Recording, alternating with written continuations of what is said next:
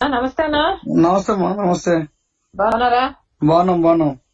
అన్న ఇప్పటికి కూడా ఆలస్యం కాలేదన్నా. నెక్స్ట్ టైం మీకు తప్పకుండా ఆపర్చునిటీ ఇస్తానా. ఏమమ్మా మరికా?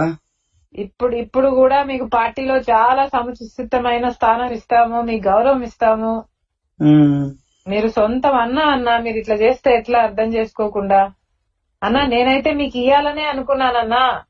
నేను మిమ్మల్ని అకామిడేట్ చెయ్యకుండా చెయ్యాలని నా ఉద్దేశం మొదటి నుంచి కాదు. నేనేదో డబ్బుల కోసమో మా టీం ఏదో డబ్బుల కోసమో బిల్లిబాబుని చేశామనేది వాస్తవం కాదు కదన్నా. మరి ఇట్లా ప్రచారం చేయడం కూడా కరెక్ట్ కాదు కదా. మీరు నేను ఏం ప్రసారం చేయలేదు మీ గురించి. ఏమో అన్న అసలు బాగలేదు అసలు బయట.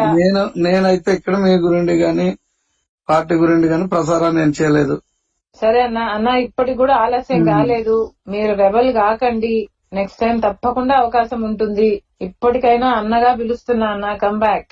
ఏ రోజు జెండా మోయిన వాడికి, ఏ రోజు పార్టీలో లేని వాళ్ళకి ఇచ్చేయడం వల్ల నాకు అది మరొక విషయం ఏంటంటే, మీరు ఆ వేలాది జనాల ముందు మరి ప్రకటన చేయకపోయినా బాగుండేది. నేను అక్కడ ప్రకటన చేయడం వల్ల నేను డిసప్పాయింట్ అయ్యాను. మా వాళ్ళు మనకి ఇది అయిపోయారు.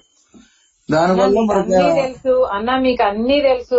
మీకు కాంగ్రెస్ ఓట్ బ్యాంకు ముఖ్యము, మనకు వైసీపీ ఓట్ బ్యాంకు కూడా ముఖ్యము. రెండు కలిసి వస్తాయని కదా నేను తీసుకుంది. మీరు ఇప్పుడు ఇండిపెండెంట్ గా పోటీ చేస్తే ఇంకా కాంగ్రెస్ పార్టీ గురించి మర్చిపోండి. మర్చిపోమంటే నేను మర్చిపోతాను. మర్చిపోండి. మీకు ఇప్పుడు మాత్రమే అవకాశం ఉంది మళ్ళీ కుటుంబంలోకి రావడానికి. ఇప్పుడు మాత్రమే అవకాశం ఉంది. మీరు రెబల్ గా వేసుకున్నాక, మీరు పోటీ చేసినాక, కాంగ్రెస్ పార్టీకి డామేజ్ చేసినాక మళ్ళా మీరు కాంగ్రెస్ లోకి రావచ్చు అనుకోవడం. నా భవిష్యత్తే డామేజ్ అయింది. నాకు ఇంకేముంది మరి. అదే అన్న, ఇప్పుడే ఆలోచించుకోండి. మళ్ళీ మీకు కాంగ్రెస్ పార్టీ అవసరము అనుకోని ఎన్నిక వస్తే మీకు ఇక్కడ స్థానం ఉండదు. మంచిదే కదా. అదే అన్న, మీరు ఇప్పుడే ఆలోచించుకోండి. ఏమైనా ఆలోచించుకోండి. అవునవును. సరే అన్న. మంచిదే. ఓకే.